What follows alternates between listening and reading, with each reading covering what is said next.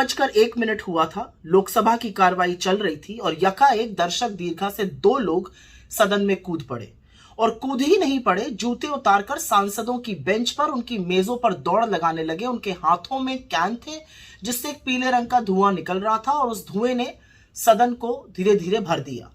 सांसदों ने सूझबूझ दिखाते हुए, जिसमें से प्रमुख तौर पर कांग्रेस के सांसद थे, गुरजीत सिंह औजला थे, लोगों ने उन लोगों को जकड़ लिया, उनको धर दबोचा। उस माहौल में भी, उस कौतूहल में भी राहुल गांधी जी सदन में मौजूद थे। वो तटस्थ खड़े रहे, शांत रहे और विचलित नहीं दिखे। तो वो जब डरो मत कहते हैं तो वो कहते ही नहीं है, करके भी दिखाते हैं। लेकिन बहुत सारे सवाल इस भारी चूक से उठ खड़े हुए हैं। इतनी बड़ी सुरक्षा की चूक हो कैसे सकती है? कैसे लोगों को वो कैन अंदर लाने की अनुमति मिली? सदन में तो आप फोन तक लेकर नहीं जा सकते दर्शक दीर्घा में, तो कैन लेकर ये लोग कैसे अंदर आ गए? और सबसे पते की बात यह है कि आज से ठीक 22 साल पहले 13 दिसंबर के दिन इस देश के संसद पर आतंकी हमला हुआ था और हर दल के सांसद ने आज उन वीर सपूतों को अपनी श्रद्धांजलि दी जिन्होंने अपनी जान की परवाह किए बिना इस देश के संसद की रक्षा की थी। आज तो पूरे देश में रेड अलर्ट लगा हुआ है। आज तो सुरक्षा के जो बंदोबस्त थे वो और पुख्ता होने चाहिए थे। तो बजाय पुख्ता होने के 2 लड़के देश के सदन में घुसकर आतंक फैला रहे हैं, अराजकता कर रहे हैं। किसकी जिम्मेदारी है?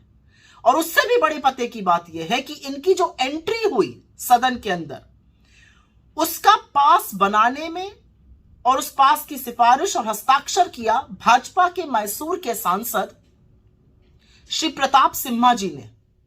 तो उनकी क्या जवाबदेही है? क्या वो जानते थे ये लोग कौन है? क्या वो बिना जाने साइन कर रहे थे? क्या वो जानते थे कि ये लोग अराजकता फैलाना चाहते? क्योंकि इतनी बड़ी सुरक्षा में चूक ऐसे ही नहीं हो जाती है। उनकी क्या जिम्मेदारी तय होगी? अगर देश की सदन को, देश के संसद में सुरक्षा में भारी चूक हो रही है तो क्या उनको निष्कासित किया जाएगा? क्या उनको एक्सपेल किया जाएगा पार्लियामेंट से?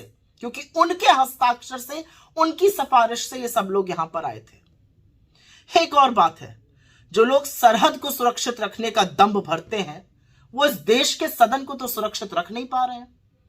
और इसीलिए मैं पूछना चाहती हूं, अमित शाह जी का बयान कहां है?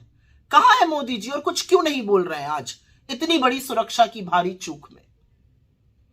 उसके बाद एक और नजारा देखने को मिला। कुछ लोगों ने अराजकता अंदर करी थी, कुछ 2 लोगों ने अराजकता बाहर करी थी। उनके हाथ में भी इस तरह के स्मोक बॉम्ब थे।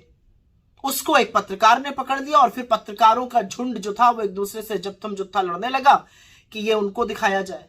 पर ये तो एक साक्ष्य है सुरक्षा ब्रीच का।